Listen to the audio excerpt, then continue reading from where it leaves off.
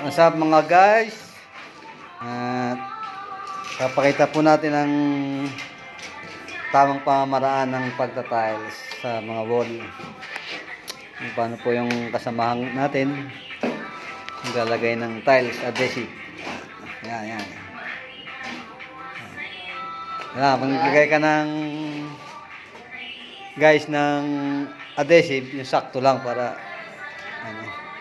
yung hindi siya kulang, hindi rin siya punong-puno. Madali ba siya ikabit? Gaya yan, mga nakabit na ng mga nauna namin.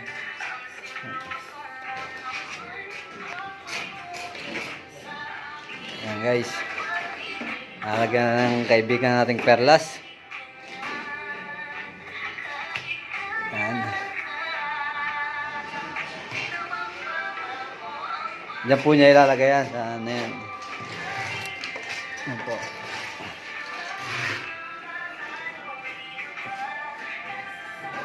Pinakang kanto.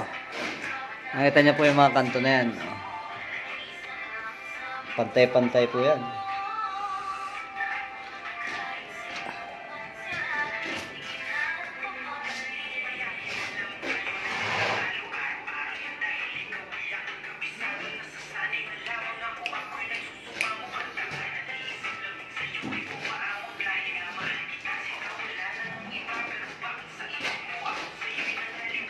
Lagay mo na. Sumo. Ayan guys, ilalagay na po ang ating kasama. Medyo nahirapan. Kasi medyo tumataas ng area. Nagamit pa siya ng hagdanan.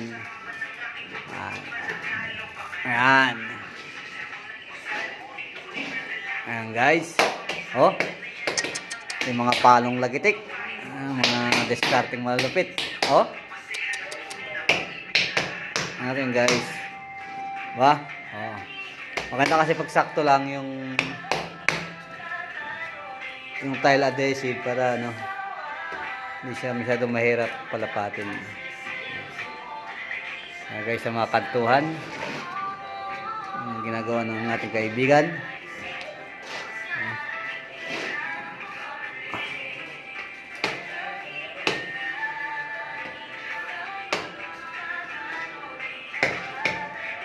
Okay guys, nakita nyo na kung tamang proseso ng pagkakabit.